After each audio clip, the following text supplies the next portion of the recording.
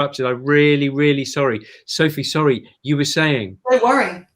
No, not at all.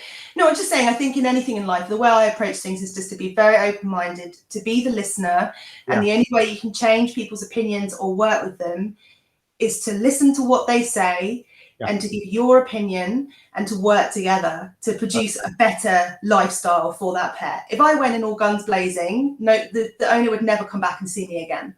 Yeah. It just wouldn't come back to me. If I was just like, you know, really, really like so pro-raw that I said to them everything they were doing was wrong, or the other way and said I'm so anti-raw that everything you're doing is wrong, they'll never come and visit me again, and I'll never ever open a channel of communication, and we won't get anywhere.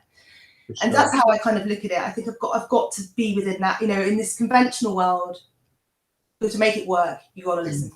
So if I was to give you 50 million quid to create the ideal veterinary practice with, and you were able to have any, what do they call, ancillary people, how would you lay it out, and which ancillary or additional therapists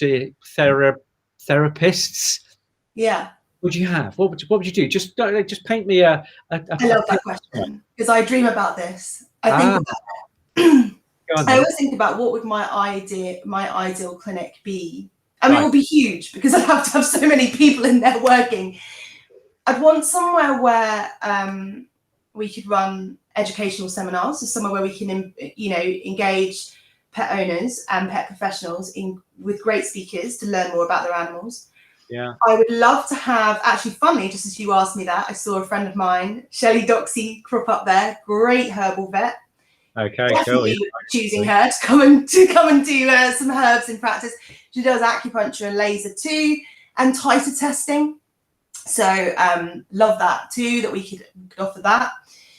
To have your conventional section too, where you can, you know, work on the cases that you've, you know, been hit by a car and they need that medication, but then you could put them through a whole array of like rehab almost.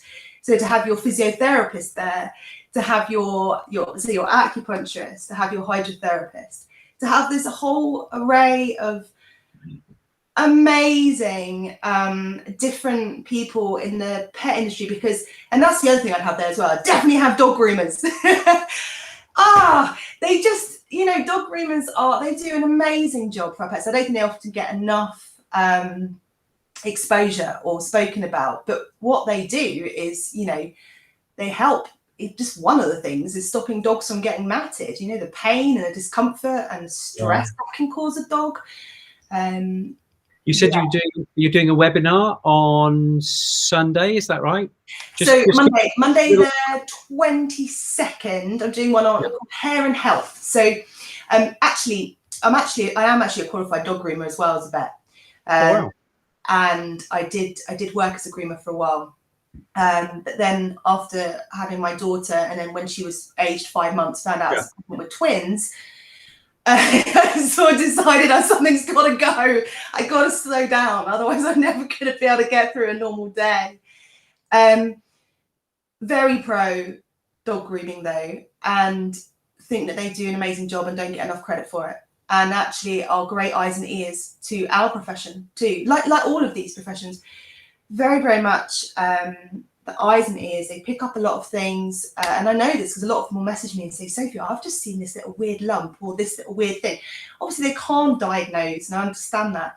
But they've just picked something up. I mean, I remember grooming a big Labradoodle, and I said to them, I don't like the lump I've just found in his neck. It was a thyroid carcinoma. If we hadn't picked that up there and then, we had it removed, he would have been dead within a few weeks. So this is the beauty. They're not just dog groomers making them look pretty. They're also very clever at picking up lots of other things, you know, injuries to the paw and grass seeds and all those amazing things. So there's no end to the amount of pet professionals that are out there that are incredibly helpful. And I feel we all need to work together.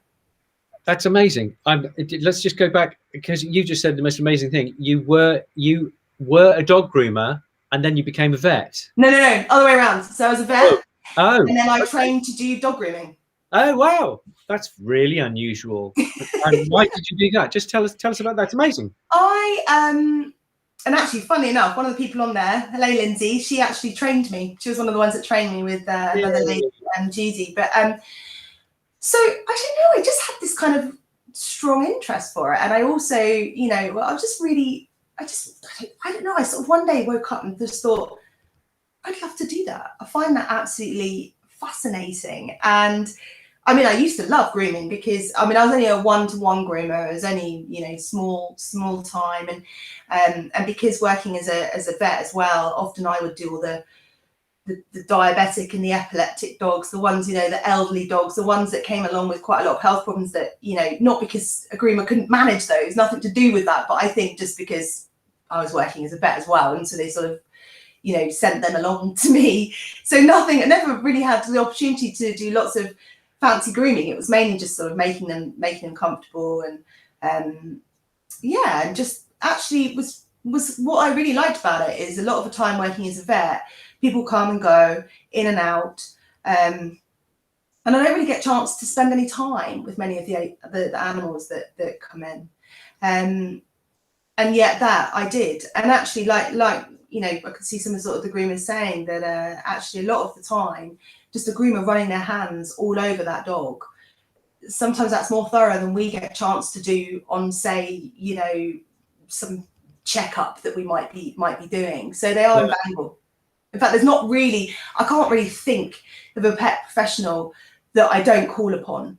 I pretty much call upon everyone, you know, behaviorists, nutritionists, the lot, you know, because they all have their expertise. And it might be that I might be able to, you know, stop the dog that's bleeding to death because it's got a ruptured lump on its spleen. You know, that's my expertise.